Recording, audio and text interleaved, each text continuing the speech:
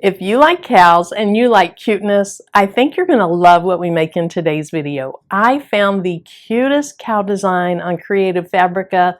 I'm going to use it to make a DTF shirt. If you're not familiar with what DTF is, here's what it is in a nutshell, but I'm going to show you the whole process today. DTF stands for direct to film. You're using a special DTF printer. It prints not only yellow, blue, magenta, and black, but it also prints white ink. You're printing onto film. As soon as it prints out, you're going to add some adhesive powder to the back. This is what sticks to the ink and binds it to your shirt or whatever you're putting it on. Once you get the powder on, you put it in a heat source. You melt that powder to the ink, then it's ready to transfer onto your shirt. In today's video, I'm using the new Pro-Colored K13 LITE Printer. The thing I love about it is it not only has a white circulation system, but it also has an automatic print head cleaning once every 10 hours. I'm going to show you the design very quickly on Creative Fabrica. There's some other cute fall designs I'll show you. Then we'll start the printing process and I'll meet you back here. I found the design that we're going to use today on Creative Fabrica. Creative Fabrica is just an awesome site where you can download designs, fonts, embroidery files, all kinds of things. If you're interested in checking it out, I'll put a link to it in the video description below. That is an affiliate link, so if you're in the market for something like this and you use that link, thank you so much. I'm going to go right over here to my profile, hover on it, and let's go to my downloads. I've already downloaded this, as well as a few other things that I'm going to show you. So let's go to this design first. It is right here, and look at how cute she is. Now this comes as a PNG. PNGs often have transparent backgrounds. This is going to be a perfect design for the DTF printer. You can not only use PNGs, but there's a few other file types you can use. I'll show you that when we get into the software. All right, let's look at 3 more designs. I just thought they were so cute for fall. Here's one of them. They're showing it on brown there. Here it is on a cream color shirt, kind of like what I'm using today. So I had a little difficulty picking between the two, but we're going to stick with the cow. For any book lover or a teacher, this is just the perfect design. And then lastly, I thought this design was hilarious. It's a play on Pac-Man, and I did see on Creative Fabrica a couple of different versions of this. Now let's move over to the DTF software. I'll show you just how easy it is to bring in a design and how you print it. Because DTFs print with white ink in addition to the other 4 colors, it uses a special software, and that software is called a RIP software. You need a RIP software to manage your colors of a DTF printer. The Pro-Colored RIP software is called ProRip. Let's go ahead and double click on it to open it. And it does take just a bit of time for this to open. It's not like a lot of apps or a lot of software that just open immediately. It takes a little bit of time. Here's what it looks like when you open it. To bring in my cow design, I'm going to click right here where it says Add Picture. So I'll click on that, and it shows me the things that are on my desktop, because right now I'm on my desktop. It shows me the things that are on my desktop, and we are looking for, there it is, cow with computer. So I'll click on that, and I'll say Open. Now notice here's the file types that you can use on this DTF printer. You have a lot of options. I use PNGs. Also, you see these X's here, the red X's? That's just because I don't have enough cloud storage space to save all this to the cloud. It has nothing to do with the printer or the software. So I'll say Open, and it brought it in really quickly. Now this is showing that it's 8 inches wide and 8 inches tall. So I think I'm going to go with 9.5 inches, and my proportions are locked, so when I change the width, the height will change as well. I'm going to move it over just a little bit and down just a little bit, and this is ready to print. I'm going to go right up here to where it says RIP, and when it's yellow, I can click on it, and it's going to do what it needs to manage the ink. So I'll click on it, and you see this next screen. It is giving me a preview, and it did mirror this design, which is something you need to do when you're using a DTF printer. I have mine set to mirror automatically, You can unclick that if you don't want it to. And I just leave all the rest of these alone. So let's go ahead and click on print. Once I do that, it's going to show you how the RIP process is progressing. As soon as the RIP process is done, it's going to start printing out automatically.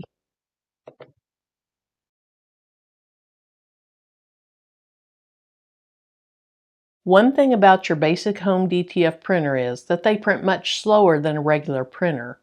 This print took well over 10 minutes to print, but in my opinion, the wait is well worth it.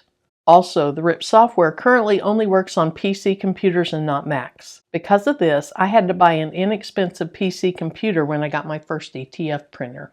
When it finishes printing, I advance the film and then I use this cutting blade to cut off the print.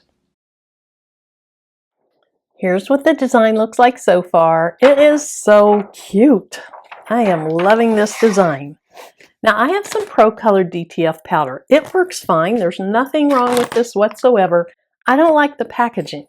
So I'm going to buy more like a canister that I can put it in because this is just so handy. Also, I want to go ahead and protect the hand that's going to be touching this or closest to touching it. And then I'm going to put my mask on.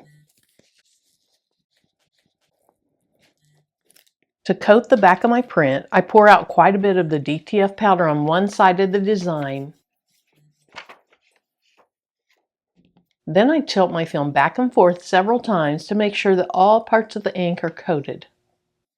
Once I know that it is, I tap my design so that the extra powder falls into my plastic container. All this extra powder can go right back into the canister for reuse. Before curing or melting the powder looks like sugar.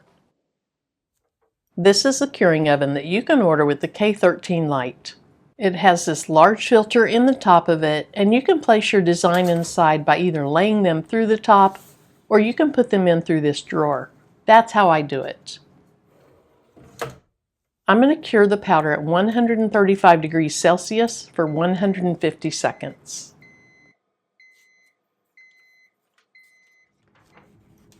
Once the powder is cured or melted, it's a solid coating on the ink and it has an orange peel texture.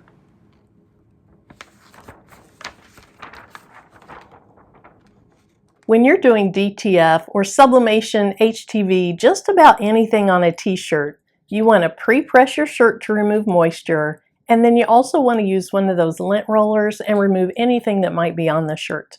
I've already done those two things. And I also found the center of my design by folding my film in two, and I creased it at the top and the bottom. Now when I did that, I didn't just fold the paper in two. I found where the sides of the design were so that the center was going to be in the right place. So I've already put a crease in my film. So let's go ahead and put this on. Now this design isn't real symmetrical or straight, so I'm not too concerned about how it gets placed on there. I think that is going to look great.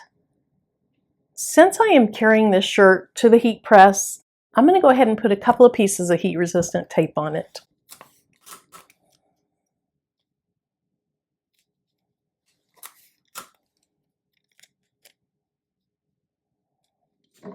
I'm going to press this at 325 degrees for 15 seconds. Once that's done, I'll let the film cool off.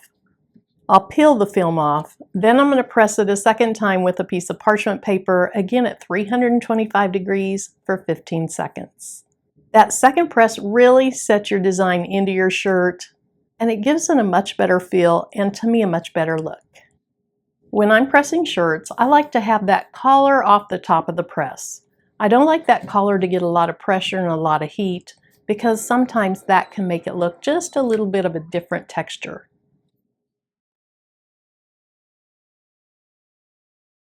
We're going to let this cool off all the way, and this pressing mat is hot, so I'm going to go ahead and remove it so that it cools down more quickly. This has cooled down all the way, so let me go ahead and just lift a corner to make sure it's peeling off nicely. It looks good. If it doesn't, if it tries to lift, maybe you try to take your film off too quickly, put it back down and put it back under the press. But this looks fine. This looks great.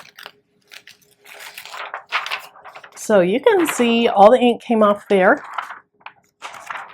And let me show you what this looks like so far. If I show this to you up close and personal, hopefully you can see that at this point, this looks nice, but it has a little bit of the texture of a printed HTV. I don't want mine smooth and plasticky like that, so we're getting ready to do that second press. Once again, I want to go ahead and put this on with the collar off the top so that the collar doesn't get a lot of pressure. That looks good, but let me pull it down just a little bit. There we go. And then we're going to put the parchment paper on top. As I explained before, this is going to make this really form into the shirt. The texture is going to be so much better. So we'll press this for another 15 seconds at 325 degrees. You're going to see when this opens that parchment paper releases itself very easily. It's not going to stick to the design at all.